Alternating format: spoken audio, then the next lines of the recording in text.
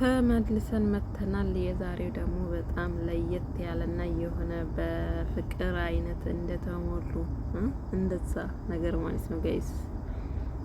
ዛሬ እንግዲህ ሩታ ትላንትና ያው እንዳያችሁት የትላንትናው በነገራችን ላይ ምንም ደስ የሚል ነገር አልነበረውም።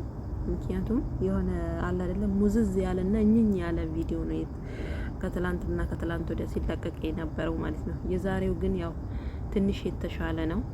ምክንያቱም ልጁ 3 ቀኑን አብርሽ ጋር እንደነበረ ሩታም ደግሞ ፈልጋ ወዳ ዝም እንዳለችው ልጁም የአባቱን ፍቅር ያገኘ አባትም ደግሞ የልጁን ትንሽ ብቻ ናፍቆታቸውን ይወጡ ብላ ነው መሰለኝ ሩታ እንግዲህ ትታለታለች። እና ያው ሌሎቹ ከጀርባ እንደሚያጨበጭቡት አይደለም። አብርሽ ሊታሰር ነው፣ ሩታ ፖሊስ ልታመጣ ነው ወዘተ ብቻ ብዙ ነገር ነው የተወራውና ግን ሩታ እንደዛ አይነት ሰው አልነበረችም ማለት ነው ጋይስ። ለማንኛውም ዛሬ እንግዲህ እንዳያችሁት ፏፈሽ ብላ ነው ሩታ የመጣችው።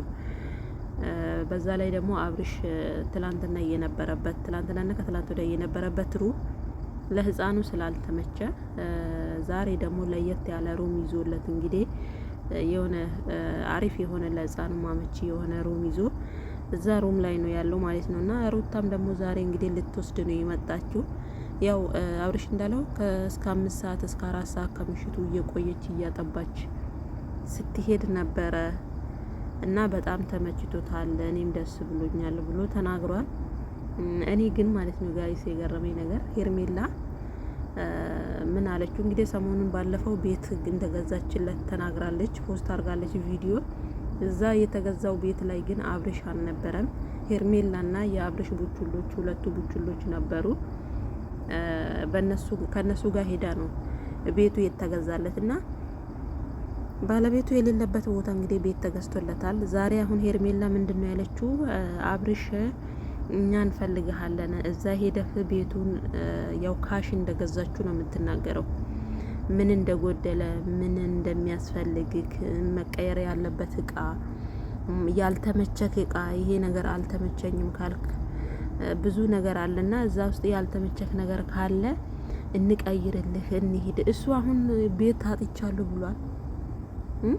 ቤት አጥቻለሁ ተቸግሬ ያለው ብሏችሁ አማክራችኋል? አቤላን በተለይ እኔ የምሬን ነው የምላችሁ እንደ አቤላ ላይን ያስጠላኝ ሰው የለም እነሱ ላይ ማለት ነው። በእነሱ ቪዲዮ ማለት ከዚች ከሩታ እጅ እንደዛ በልቶ ጠጥቶ ያን ሁላ ነገር አብሮ አሳልፈው ዛሬ እንደዚህ ሄርሜላ ስርስር እየሄደ ዛሬውኑ ሄደክ ቤቱን ካልተረከብ ልጁ የህፃኑን ፍቅር ፈልጎ ከልጄ ጋር ጊዜ ላሳልፍ እያለ ነው አብርሃም። እነሱ ደግሞ አሁኑኑ ሄደክ ቤቱን ካላየክ ቤት እኮ አለው እኮ ከሩታ ጋር ሆኖ የገዙት ቤት አለ። ለሩታ ቤት ገዝቶ ሰጥቷል፣ ለጋሽዬ ቤት ገዝቶ ሰጥቷል። እሱ የቤት ችግር አለብኝ አላላችሁም? ምንድነው እዛ ጋር አሁን እናንተ ስለ ቤት በቃ ቤት አስባችሁ ሞታችኋል። አስባችሁለት ተጨነቃችሁ። እዛ ጋር እኮ በምን ካሜራ ላይ እንውጣ በምን ቪዲዮ ላይ እንታይ እኮ ነው አቤልና ሄርሜላ ማለት ነው። ምክንያቱም ልጁ እዛ ስላለ እንደሚያውቁ ልጁም ደግሞ አቤል ማለት ነው ጋይስ። አቤል ሄርሜላ ሩታ ልጁን እንድትወስድ በጣም ፈልጓል ማለት ነው። ምክንያቱም ልጁ አብርሽ ጋር ከሆነ የሄርሜላና የአብርሽ ግንኙነት ያን ያህል የሆነ እንዴት ነው አይገናኙም። የፈለጉበት ቦታ አይሄዱም። አብርሽን እንደፈለጉት አያገኙም።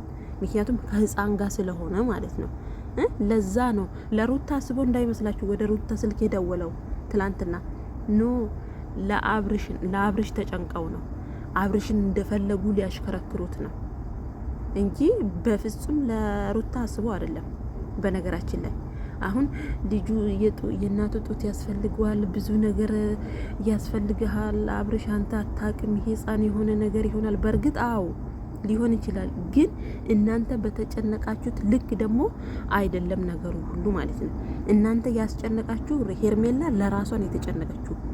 አቤልም ደግሞ ለሄርሜላ ነው የተጨነቀው። ለሩታ ነው ቅንጣትም አልተጨነቀም። እና አሁን ላይ ሄርሜላ ያስጨነቃት የአብርሽ ሆቴል መቀመጥ ነው። ምን ችግር አለው ሆቴል ቢቀመጥ? 3 ወር አይደለ እንደ ሆቴል የተቀመጣችሁት ቡታጀራ ላይ ሩታ ከመውለድ እስከ 3 ወር እስከሚጨርስ ድረስ ሩም ላይ አይደለ እንደ ስትንከረፈፉ የነበራችሁ?